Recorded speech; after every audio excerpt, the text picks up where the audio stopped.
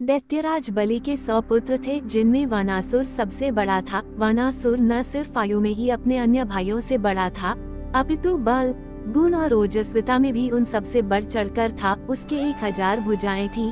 वो परम भगवान शिव भक्त था और प्रतिदिन कैलाश पर्वत पर जाकर भगवान शिव के सम्मुख नृत्य किया करता था। अपने हाथों से विभिन्न वाद्य यंत्र बजाता और भगवान शिव को प्रसन्न करने की चेष्टाएं किया करता था। भगवान शिव प्रसन्न हुए और उससे वर मांगने को कहा।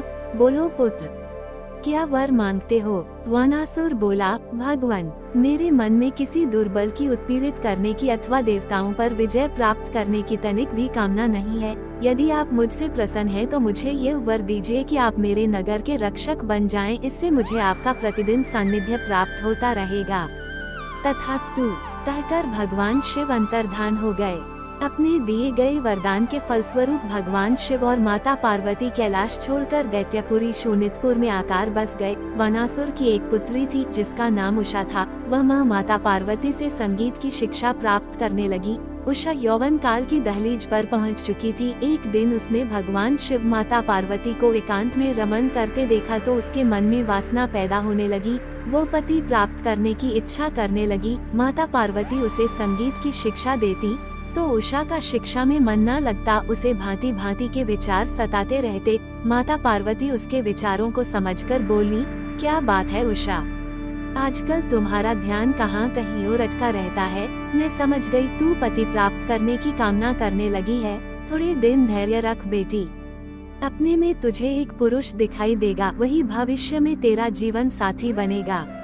इधर वनासुर भगवान शिव से कह रहा था, भगवान, आपने मुझे 1000 भुजाएं तो दे दी, किंतु अब वो मुझे भार स्वरूप लगने लगी हैं। बेकार पड़े पड़े मेरी बाहों में खुजली होने लगती है। मैं युद्ध करना चाहता हूँ जिससे मेरा आलस्य दूर हो सके, लेकिन कोई मेरी जोड़ का व्यक्ति धरा पर है ही नहीं। भगवान शिव समझ गए कि वनासुर के मन में अभिमान पनप उठा। वे बोले, अदेहर मत हो पुत्र, तुमसे युद्ध करने योग्य व्यक्ति भी धरा पर अवतरित हो गया है। शीघ्र ही तुम्हारी यह इच्छा भी पूर्ण होने वाली है। वनासुर बोला, लेकिन कब और मुझे मालूम कैसे होगा कि अमुक व्यक्ति ही मेरी बराबरी का है? भगवान शिव ने उसे एक ध्वजा देकर कहा, ये ध्वजा ले जाकर अपने भवन के द्वार पर लगा दो। जिस दिन यह अपने आप नीचे गिर जाए उस दिन समझ लेना कि तुम्हारा प्रतिद्वंद्वी आ पहुँचा। मनुष्य के जब बुरे दिन आते हैं तो उसकी बुद्धि स्वयं ही भ्रष्ट हो जाती है। भगवान शिव द्वारा क्रोध में कहे गए वह वचन सुनकर भी वनासुर प्रसन्न हो गया और उसने खुशी खुशी ध्वजा को ले जाकर अपने भवन पर गाड़ दिया। फिर वह प्रतीक्षा करने लगा कि देखे ध्वजा कब गिरती है। दूसरी ओर वनासुर के महल में उषा अपनी सखी चित्रलेखा से बात कर रही थी। चित्रलेखा वनासुर के मंत्री कुंभांड की पुत्री थी। उषा के मुंह पर व्याकुलता देखकर चित्रलेखा ने पूछा, क्या बात है सखी, आज तुम बहुत उद्विग्न हो, शरीर तो स्वस्थ है न?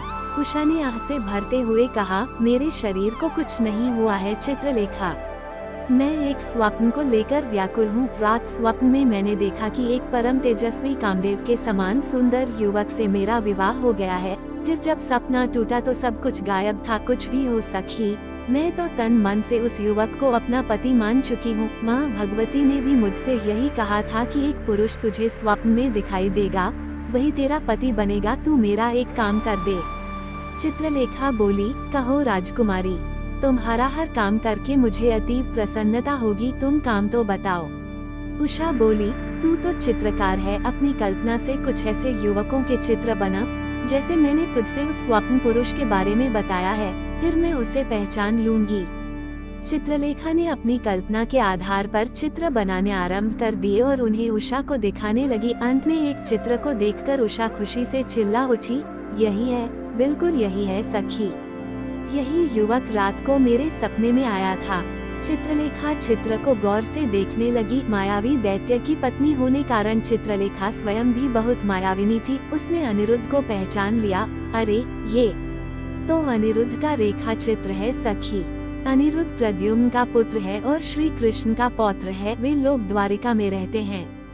उषा बोली, कुछ करो सखी, कैसे भी हो मुझे इस युवक से मिला दो। तुम तो स्वयं अच्छी मायाविनी हो, द्वारिका जाकर इस युवक को उठा लाओ। चित्रलेखा माया से द्वारिका पहुंची और सोते हुए अनिरुद्ध को बिस्तर समेत उठा लाई। सुबह जब अनिरुद्ध की आंख खुली और उसने अपने सामने उषा व चित्रलेखा को बैठे देखा तो आश्चर्य से बोला, माँ, मैं कहाँ हूँ और ये कौन सी जगह है? तुम कौन हो? चित्रलेखा बोली, तुम इस समय शोणितपुर में राजकुमारी उषा के अतिथि हो, यादव कुलनंदन। इन्हें पहचानो, कल रात तुम इनसे सपने में मिले थे। कुछ क्षण बाद ही अनिरुद्ध को तुरंत याद आ गया कि राजकुमारी उषा को उसने भी सपने में देखा था और स्वप्न में ही उन्होंने परस्पर विवाह किया था। उसने अनुरागमयी दृष्टि से उषा की ओर देखा, फिर चित्रलेखा दोनों प्रेमियों को वहां छोड़कर चुपचाप बाहर निकल गई। काफी दिनों तक उन दोनों का गुपचुप प्रेम चलता रहा। चित्रलेखा के अलावा कोई तीसरा व्यक्ति नहीं जानता था कि राजकुमारी उषा ने अनिरुद्ध को अपने अंतःपुर में रखा हुआ है। लेकिन ऐसी बातें छुपती ही कहाँ है। अंतःपुर के रक्षकों द्वारा एक दिन वानासुर तक ये समाचार पहुंचा और क्रोध से भभकता हुआ वानासुर अंतःपुर के में दाखिल हो गया। उसने राजकुमारी से कहा, राजकुमारी, कौन है जिसे तूने अपने अंतःपुर में छिपा रखा है? शीघ्र बता, अन्यथा। अचानक अपने पिता को अंतःपुर में आया देख राजकुमारी उषा सहम गई, किंतु अनिरुद्ध निर्भीक भाव से वनासुर के सामने आकर बोला, मुझे अनिरुद्ध कहते हैं, कृष्ण मेरे दादा हैं और पिता प्रद्युम्न हैं, हम लोग द्वारिका में रहते हैं। अनिरुद्ध की बात सुनकर वनासुर तलवार लिए अनिरुद्ध की ओर झपट कर बोला, तो यादव है तू? मेरी हिम्मत कैसे हुई कि तू वनासुर की पुत्री के अंतःपुर में दाखिल हो? मैं अभी तेरे टुकड़े टुकड़े करता हूँ। अनिरुद्ध बोला, मैं स्वयं नहीं आया दैत्यराज, लाया गया हूँ। यकीन नहीं हो तो अपनी पुत्री से पूछ लो। लेकिन वानासुर ने उसकी बात का विश्वास नहीं किया। कुछ देर तक दोनों में युद्ध चलता रहा। फिर वानासुर ने अनिरुद्ध को बंदी बना लिया। अनिरुद्ध के बंदी बनाने की खबर नारद द्वारा द्वारिका पहुंच गई।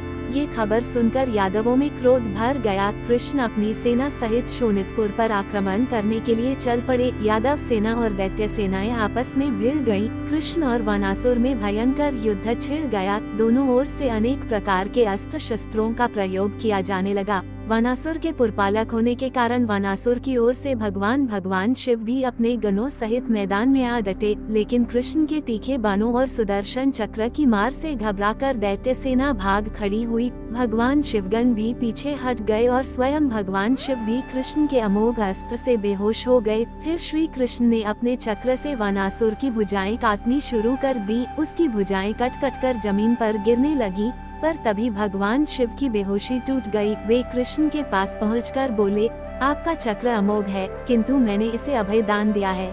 मैं इसका रक्षक हूँ, आप वानासुर का हनन न करें। भगवान शिव की बात सुनकर कृष्ण ने अपना चक्र झुका लिया।